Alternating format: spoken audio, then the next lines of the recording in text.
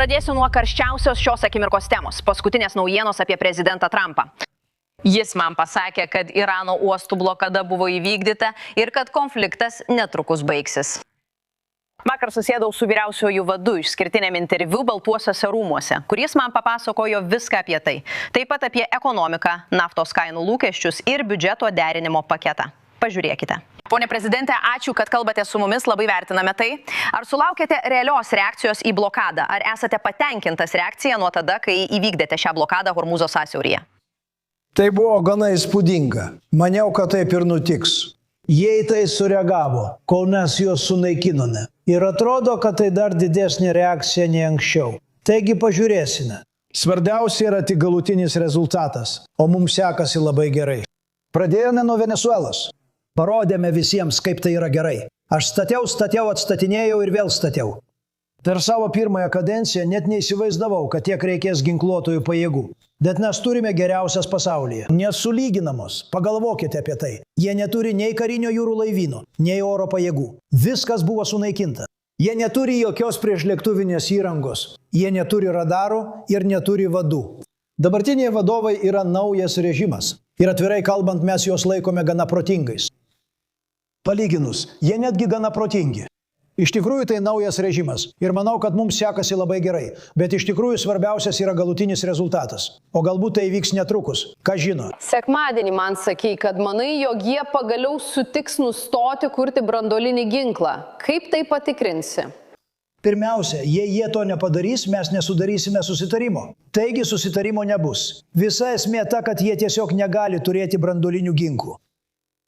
O jei jie turės branduolinį ginklą, kurį laiką su tuo teks susitaikyti. Bet nežinau, kiek ilgai jie dar galės išgyventi. Nežinau, kiek ilgai jie dar galės atlaikyti, nes, jie buvo labai stipriai paveikti. Ir kaip pavyzdys, mes galėtume sunaikinti visus jų tiltus per 1 valandą. Mes galėtume sunaikinti visas jų elektrinės per 1 valandą. Mes nenorime to daryti, nes vieną dieną jums teks viską atstatyti, o tiltą atstatyti užtrunka 10 metų. Net jei būtumėte Trumpas, tai užtruktų labai ilgai. Tai užtrunka labai ilgai, o elektrinės yra lygiai taip pat blogos. Pažiūrėsime, kas nutiks. Ar kinai ar saudiečiai atlaikė prieš Hormūzo sąsiaurio blokadą? Ne, aš visiškai neturėjau jokio. Kalbant apie vidaus reikalus, kokie yra pagrindiniai ekonomikos prioritetai likusiai metų daliai? Mes puikiai laikomės. Žiūrėkite, aš pasiekiau 50 000 taškų Dow Jones indeksą, o jie sakė, kad to neįmanoma padaryti vos per 4 metus. Aš tai padariau per 1 metus. Pasiekiau 7000 ribą SP indekse per mažiau nei metus. Kas, kaip žinote, buvo skaičius, apie kurį jūs pranešėte. Jie sakė, jei po 4 metų pasieksiu tuos skaičius, aš tai padariau per 1 metus. Ir aš pasakiau, dabar mums reikia nukrypti į vietą vadinamą Iranas. Turime juos sustabdyti, kad jie neturėtų branduolinio ginklo. Ir jei man būtų pasakę, kad per visą tai turėsime tokią gerą akcijų rinką kaip prieš 2 mėnesius, beveik labai artima. Kad turėtume naftos, kad parduotume naftą, kad nafta kainuotų 92 arba kiek ji dabar kainuoja, o ne 200, nes daugelis sakė, pasieks 200. Tai vyksta viso to viduryje. Dabar manau, kad mums sekasi labai gerai. Ir galbūt žmonės mano, kad mes tai laimėsime, mes juos visiškai nugalėjome karinė prasme. Vienintelis dalykas, ką jie turi, yra įlanka. Ir manau, kad dabar mes esame sąsiauris, kaip jie vadina. Ir manau, kad dabar nežinau, kaip jie sugeba išsilaikyti. Būtent tai ir sakau. Sakau, kad situacija pasikeitė. Vos per mėnesį naftos kaina pakilo 50%, o akcijų rinka buvo sunki pirmąjį ketvirtį. Taip.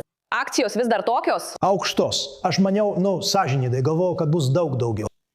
Ir aš buvau pasirengęs tai padaryti, kad būtų užkirstas kelias branduolinio ginklo panaudojimui prieš šią šalį ar artimuosius rytus. Bet kuris žmogus artimuosiuose rytuose, jie būtų sunaikinę artimuosius rytus, kad to išvengtų. Tikrai būtų verta būti daug aukščiau nei yra dabar. Jei būtumėte man pasakęs, kad naftos barelis kainuos tik $92, būčiau labai nustebęs. Gerai. Ir žinote ką? Esu labai laimingas. Ir kaina dar labiau kris, kai visa tai baigsis. Ir manau, kad tai gali baigtis labai greitai. Jei jie bus protingi, tai greitai baigsis. Apskritai, kalbant apie ekonominį poveikį, ar tikitės augimo sulėtėjimo ar infliacijos padidėjimo? Tai daro įtaką, nes mes tai išgyvenome, kad ir kas tai būtų 6 savaitės. Taip, bus poveikis, bet manau, kad viskas visiškai atsigaus. Kažkaip mane neteisingai pacitavo. Manau, kad naftos kaina grįš į ankstesnį lygį. Žinote, sakė, kad tikėjosi, jog naftos kaina bus aukšta per vidurio kadencijos rinkimus. Aš to nesitikiu. Manau, būsime maždaug ten, kur buvome, gal net žemiau. Kai tai baigsis, manau, kad akcijų rinka šaus į viršų. Jau dabar jį kyla. Vėlgi, niekas nemanė, kad per mano 4 kadencijas galėtume pasiekti 50 000 Dow indekse ar 7 000 S&P, o mes pasiekėme skaičius, kurių niekas nelaikė įmanomais. Jūs kalbėjote apie biudžeto sutaikinimo procedūrą su respublikonais. Taip. Ar galite paaiškinti visuomeniai, kodėl biudžeto sutaikinimo paketas yra svarbus ir kodėl norite, kad jis būtų ant jūsų stalo iki birželio? Be demokratų balsų mes naudojame biudžeto sutaikinimo procedūrą, kad priimtume pasiūlymus. Šis projektas apibendrino 4 metus į 1, o dabar darome dar daugiau dalykų. Bet žinote, šis didelis ir nuostabus įstatymo projektas, manau, kad jis yra geresnis. Turėtų būti vadinamas mokesčių mažinimo projektu, nes arbatpinigiams mokesčiai netaikomi. Ir pažiūrėkite, kaip tai veikia. Nėra mokesčių socialinio draudimo išmokoms ir viršvalandžiams. Turime žmonių, aš matau tai laidoje. Žiūriu jūsų laidą, ji puiki. Turime žmonių, kurie uždirba 5, 6, 7, 8 tūkstančius dolerių. Jie net nesitikėjo to. Ir tai žmonėms yra geriau nei tikėtasi. Tačiau biudžeto derinimo procedūros taisyklės reikalauja deficito mažinimo, tiesa? Kaip užtikrinsite, kad išlaidos sumažės? Turime laikytis taisyklių. Be jų negalėtume to įtraukti. Negalėjome pateikti. Ir niekas to netiki labiau nei aš. Vienintelis dalykas, kurį aš tikrai gyniau, buvo karinis sektorius. Mes sukūrėme tą didžiulę armiją, kurią dabar turime, ir visi tai pripažįsta. Nesvarbu, ar tai būtų Kinija ar Rusija. Mūsų ginkluotosios pajėgos tapo didžiausios pasaulyje mano pirmosios kadencijos metu, įskaitant kosminės pajėgas. Ar žinojote, kad daugelis gerai veikiančių dalykų kyla iš kosminių pajėgų? Tai buvo puiku. Tai buvo puikus papildymas, kai nusprendėme sukurti kosminės pajėgas. Įtraukti į biudžeto derinimo įstatymo projektą, be muitinės ir ASF finansavimo. Dar kažkas? Mes iš esmės tai ir darome, iš esmės apie tai ir yra kalba, nes demokratai nenori to daryti. Vėliau, kai judėsime į priekį, pridėsime dar keletą dalykų. Bet žinote, ar girdėjote posakį, kad norime viską išlaikyti glaustai? Nes norime užtikrinti, kad turėjau saugiausią sieną mūsų šalies istorijoje. Niekas neįėjo. Aš net nesu tikras, ar galiu to patikėti, bet demokratai atlieka skaičiavimus. Jie iš tikrųjų, žinote, agentūra, kuri tai daro, linkusi palaikyti demokratus. Švelniai tariant. Per pastarosius 9 mėnesius ne vienas žmogus neteisėtai nekirto sienos. Dabar palyginkite tai su 25 milijonai žmonių, kurie kirto per Gilsoną Olentą. Aš ten buvau, aš 6 kartus lankiausi prie sienos. Aš mačiau, aš suprantu, ką jūs sakote. Jie kas savaitę į šalį plūdo milijonais, visiškai nekontroliuojami. Aš pažįstu daugumą tų lyderių. Jie labai protingi ir gudrus. Nesvarbu, jie mokėsi ar ne, visi jie yra gudrus ir puikiai moka išsisukti gyvenime. Jie nesiunčia gerų žmonių. Karavanoje, kurioje yra 25 ar 30 tūkstančių žmonių, gerų žmonių ten nebūna. Yra žmonių, kurie net jie ir nėra nusikaltėliai, nenori dirbti arba nori socialinės paramos. Jie atsiuntė visus šios žmonės į mūsų šalį. To, ką demokratai mums padarė, niekada neturi būti pamiršta. Ar įtraukti Išsaugokime Ameriką įstatymą į suderinimo procedūrą? Norėčiau tai padaryti ir mes tai apsvarstysime. Bet tai turi būti vadinama Išsaugokime Ameriką, kaip sakiau. Daugelis žmonių mieliau vartoja pavadinimą Save Act. Niekas nežino. Tai yra Išsaugokime Ameriką. Tai yra rinkėjo tapatybės nustatymas. Jūs turite būti pilietis, kad galėtumėte balsuoti. Būti piliečių. Idealiu atveju balsavimą paštu reikėtų visiškai panaikinti. Ar galite tai įtraukti į biudžetą? Tai naudinga kariškiams. Žinote, jiems reikia turėti galimybę tuo pasinaudoti. Kažkas, kas serga arba yra toli ir panašiai. Jūs balsuojate paštu. Bet ji turi būti sumažinta, kad būtų teisinga. Šiandien yra mokesčių diena. Ką norėtumėte, kad žmonės žinotų apie pakeitimus, kuriuos padarėte mokesčių kodekse? Ir kokie yra gražinamų pinigų, kuriuos jie gauna, svarba? Teisingai, ar ne? Gražinamos sumos yra tikrai reikšmingos ir padaro pajamų deklaravimą daug paprastesnį. Žmonės tai pastebi, visi apie tai praneša, nes dabar tai įsigaliojo. Žmonės gauna 5 000, 8 000, 11 000 dolerių grąžinimus, apie kuriuos net nesvajoju. Galiausiai tai pasirodė esą taip gerai, arba net geriau, nei aš sakiau, kad bus. Ar to pakaks kompensuoti padidėjusias benzino kainas? Taip, pakaks. Kodėl? Benzino kaina labai greitai kris ir bus gerokai mažesnė. Manote, kad benzino kainos sumažės iki kadencijos vidurio rinkimų? Jos turėtų būti gerokai mažesnės iki tarpinių rinkimų. Gerokai mažesnės. Jis pasiūlė. Turiu omenyje, tai viena iš prielaidų. Užkirsti kelią šaliai, kuri negali turėti branduolinių ginklų. Jei duosite branduolinį ginklą Iranui, norite matyti, kaip krenta akcijų rinkos. Jūs neturėsite šalies, pasaulis sprogs. Negalite to padaryti. Negalite to padaryti. Tarkime, kad tai bus išspręsta. Ir tikiu, kad labai greitai. Gali būti netrukus. Bet kai tai bus išspręsta, benzino kainos greitai ir smarkiai kris. O dabartinės benzino kainos, skaičiuojant už barelį, užpildė jūsų automobilio baką už galoną. Kad ir kaip pažiūrėtumėt, skaičiai kris, elektra pigs. Tai maitina beveik viską, ne tik automobilius, bet ir ekonomiką. Jei sumažinsite, tai viena iš priežasčių, kodėl buvau sėkmingas savo pirmoje kadencijoje, buvo ta, kad išlaikiau žemas benzino kainas ir pigią energiją. Žiūrėkite, jei nebūčiau įsikišęs į Iraną, kas būtų buvęs siaubinga. 47 metus ne vienas prezidentas neturėjo drąsos to padaryti, o jie turėjo tai padaryti. Ir aš pažįstu bent vieną. Ir manau, kad visi, kurie yra gyvi, dabar žiūri ir sako, turėjome tai padaryti. Tai turėjo būti padaryta gerokai prieš mane. Būtų buvę daug lengviau. Tai, ką Obama padarė su tuo branduoliniu susitarimu su Iranu, buvo blogiausia sutartis, kokia tik kada nors buvo sudaryta. Tai jiems suteikė kelią į branduolinį ginklą. Trumpalaikį kelią į branduolinį ginklą. Aš tai nutraukiu. Tai buvo geriausias sprendimas. Jie būtų turėję branduolinį ginklą prieš 4 metus. Nes bombardavome juos B-2 lėktuvais prieš 8 mėnesius. Jie būtų turėję branduolinį ginklą per 1, galbūt 2 savaitės. Ir jie būtų panaudoję jį prieš Izraelį ir artimuosius rytus ir būtų panaudoję prieš mus taip pat. Ir ne tik prieš Izraelį beje. Katarą, Saudo Arabiją, Jungtinius Arabų Emiratus, šalis, kurios buvo šokiruotos, kai buvo užpultos. Šios šalis nesitikėjo būti užpultos, nes jie taikėsi į tą šalis. Jie ketino perimti artimųjų rytų kontrolę, o mes juos sustabdėme. Kinija labai stengiasi mus pranokti, o mes norime juos nugalėti. Mes norime juos nugalėti. Ir, norėčiau jūsų paklausti. Apie DI, bet mes taip pat norime juos nugalėti. Ar mes juos nugalėsime? Mes pirmaujame DI srityje dėl manęs. Mes pirmaujame. Aš leidžiu jiems kurti savo elektrinės ir tapti elektros tiekėjais. Pasakiau Zuckerbergui. Sveikinu, dabar tu esi elektros sektoriuje. Jei aš to nebūčiau padaręs, tai buvo mano idėja. Jie stato elektrinės, o jei naudotų tinklą, jis net laikytų. Aš pasakiau, jei norite statyti, gaminkite savo energiją. Ir tada jie nugalės. Mes gražinsime perteklinę energiją į mūsų tinklą.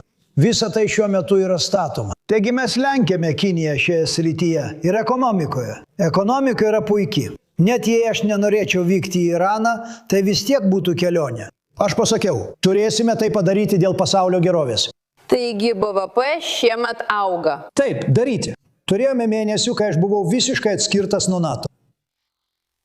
Mes esame ten dėl jų, jie nėra ten dėl mūsų. Mes išleidžiame pinigus. Ar matei grafiką, kuris pasirodė prieš kelias dienas su dideliu raudonu rutuliu, kuris žymėjo mus, ir visomis tomis mažomis palidovinėmis rutuliukėmis, kurios žymėjo pinigus, išleistus kariniams reikalams ir NATO? Tai juokinga. Jie turėjo pasirodyti geriau. Jie turėjo pasakyti, siųskime ką nors.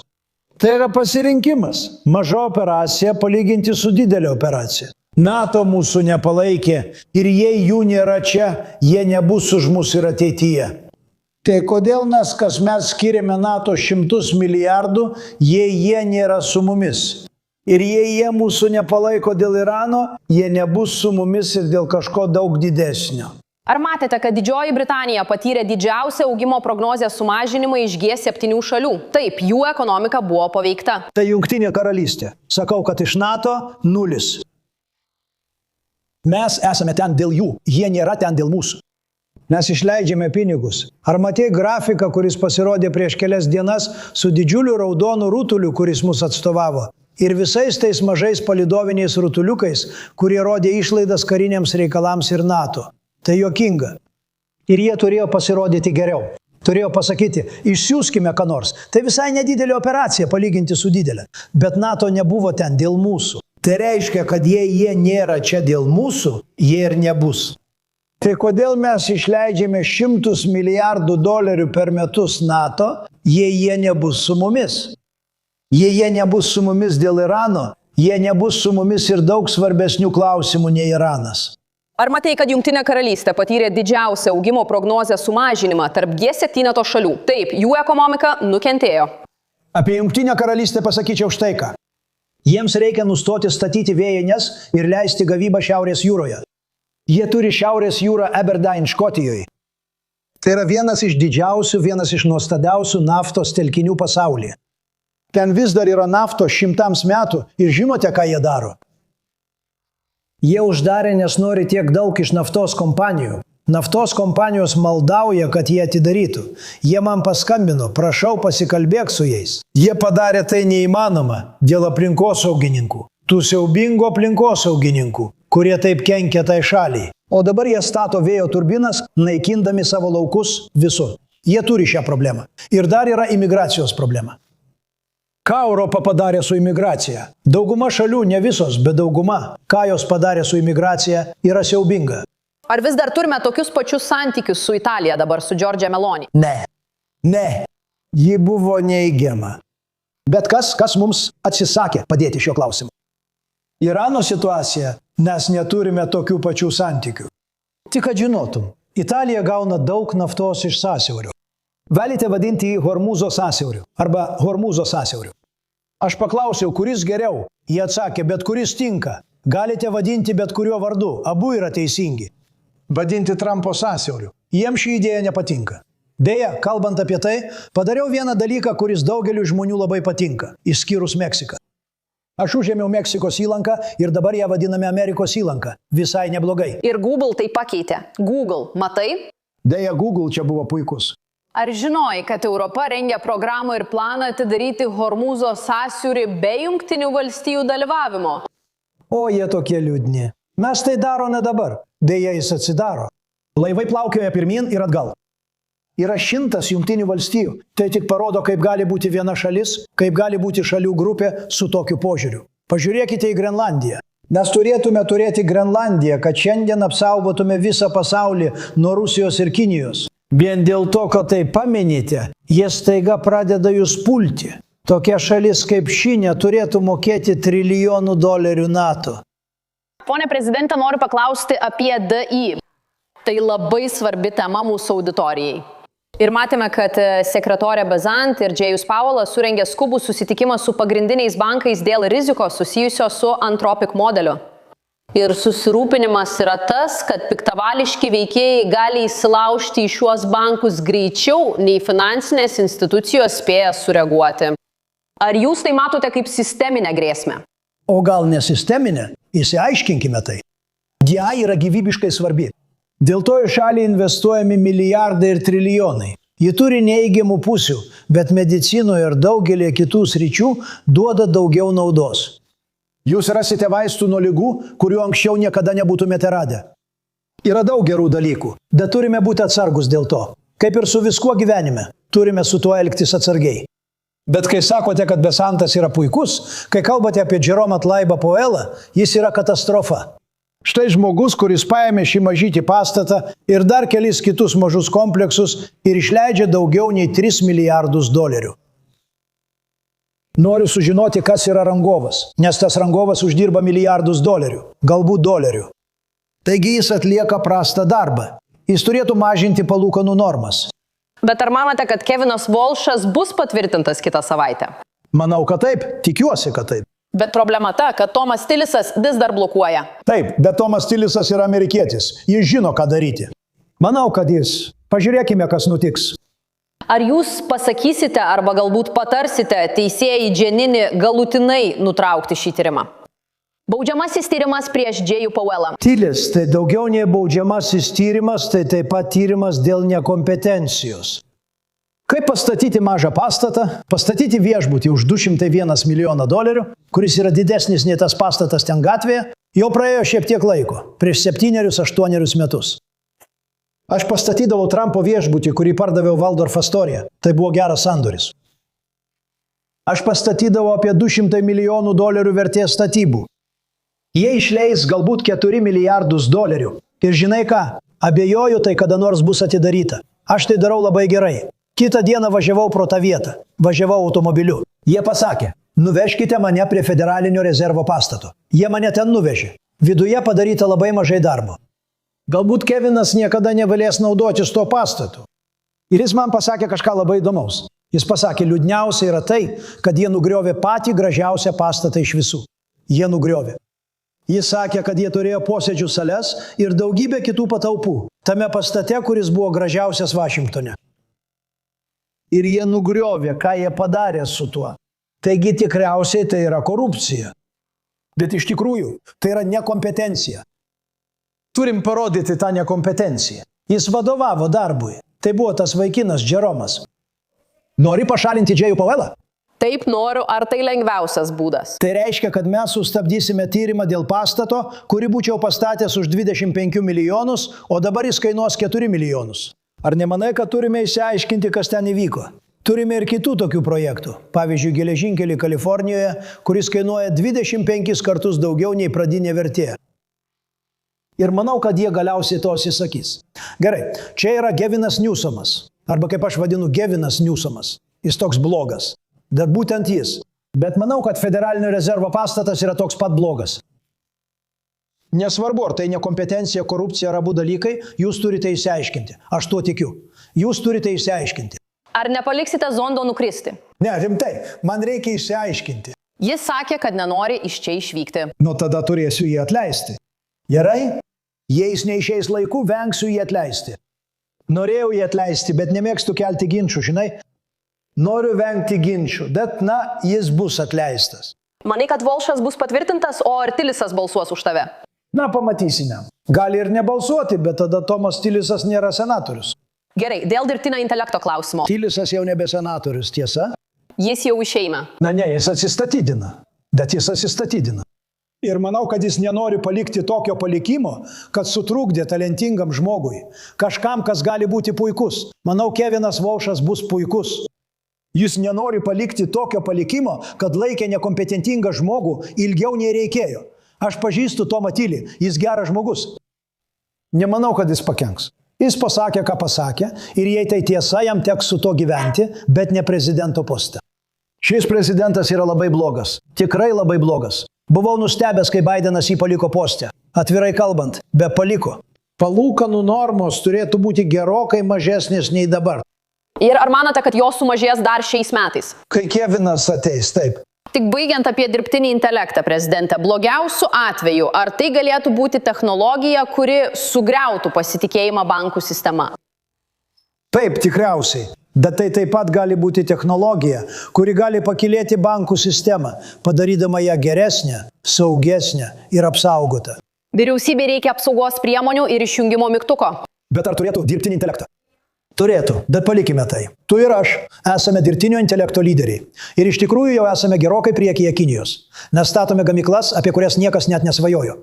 Ir tai bus kažkas neįtikėtina. Didesnio nei internetas. Tai bus kažkas neįtikėtina. Visada šiame etape kyla sunkumų. Kai tu mini bankininkystės sektorių, tai gali padaryti šį sektorių daug didesnį, daug saugesnį ir daug efektyvesnį. Kalbant apie tarpinius rinkimus, ar tikitės, kad respublikonai praras vietų atstovų rūmuose ir koks bus poveikis jūsų darbotvarkiai? Ką tik buvau su Maiku Johnsonu, nuostabiais žmonėmis, puikiais kongresmenais ir deputatėmis ovaliajame kabinete. Manau, mums seksis gerai. Tačiau pasakius tai, kai kas nors išrenkamas prezidentu, ta partija visada pralaimi tarpinius rinkimus. Nežinau kodėl. Niekas negali to paaiškinti. Aš klausiu žmonių, kurie yra glaudžiai susiję su psichologijos pasauliu. Sakiau, kodėl rinkėjas balsuoja už priešingą partiją. Tai vyksta net ir su geru prezidentu.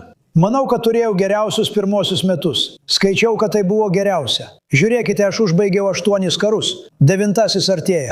Bet aš užbaigiau 8 karus. Niekas niekada neužbaigė nė vieno karo. Kas užbaigė nors vieną? Niekas. Aš užbaigiau 8. Mes padarėme didžiausią mokesčių sumažinimą istorijoje.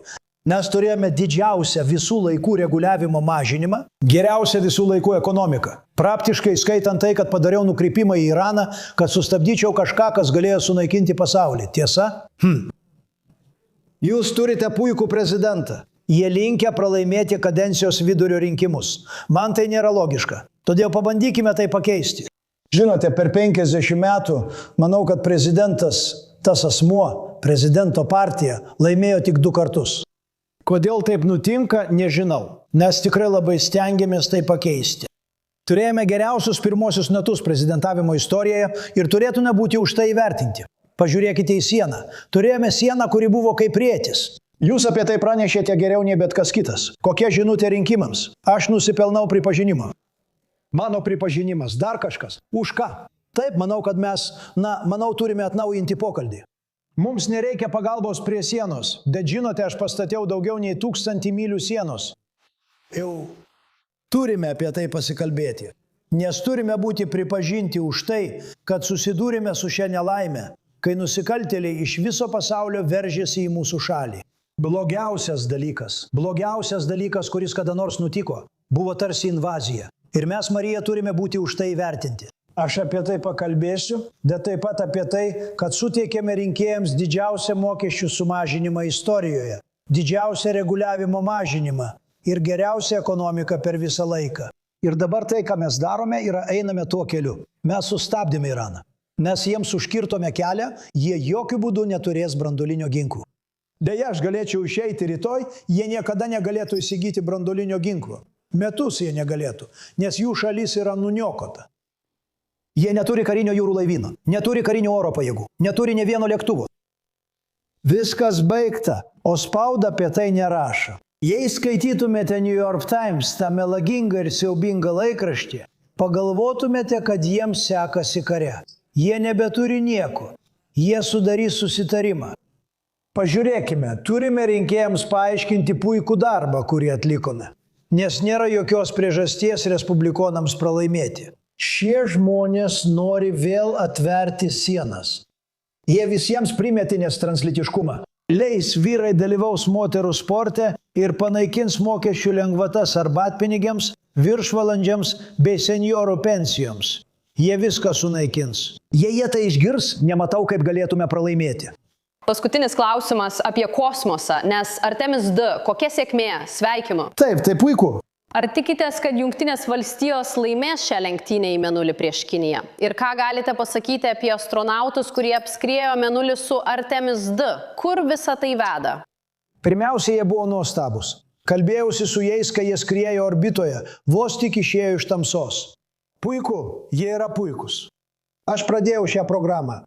NASA buvo uždaryta, visiškai uždaryta. Ant takų augo žolė. Aš buvau Floridoje, žiūrėjau ir fotografavau visas jų objektus. Floridoje ant suskilusio asfalto augo žolė. Ir aš pasakiau, tai siaubinga, reikia atgaivinti. Ir mes atgaivinome. Tai suteikė daug pasididžiavimo. Visi žiūrėjo vakar vakare. Tai buvo kažkas neįtikėtino. Visi, kuriuos pažįstu, žiūrėjo. Matė nusileidimą, matė pakilimą. Tai mums suteikia pasididžiavimo. Ir iš to išeis kažkas labai gero. Bet žinote, iš karinės pusės tai labai padeda. Ir vienas iš mano didžiausių pasiekimų, manau, bus tai, kad pradėjau kosminės pajėgas. Nes anksčiau atsilikinėjome nuo Rusijos ir Kinijos, o dabar esame gerokai priekyje jų. Ar mes aplenksime Kiniją lenktynėse į Mėnulį? Manau, kad taip. Žiūrėk, mes jau laimėjome prieš daugelį metų. Galbūt jiems pasiseks ir jie nusiųs kokį nors laivą ar kažką panašaus, žinai? Jie vakar bandė paleisti laivą. Bet švelniai tariant, jiems nelabai pasisekė. Manau, kad taip. Nemėgstu atsidurti tokioje padėtyje. Jei jie mus nugalės, aš pasakysiu. Aš sakiau Marijos laidoje, žinai? Aš ne, bet mes stengiamės turėti. Turime Jaredą, labai gerą vaikiną, kurį tu pažįsti. Jis puikiai dirba NASA. Didžiuojuosi juo. Manau, kad laimėsime, bet nenoriu įvertis. Jei jie laimės, nenoriu, kad sakytum, Trumpas suklydo. Koks siaubingas dalykas. Faktas tas, kad mes esame labai priekyje kosmose. Mes labai priekyje karinėme sektoriuje. Turime geriausius povandeninius laivus pasaulyje. Turime geriausias ginkluotasias pajėgas pasaulyje. Niekas nebamina įrangos taip kaip mes. Nesvarbu, ar tai būtų Patriot ar Tomahawk. Turime pačią pažangiausią karinę įrangą visame pasaulyje. Ir mes taip ir toliau darysime. Prezidente, ačiū Jums. Ačiū, labai ačiū. Labai ačiū.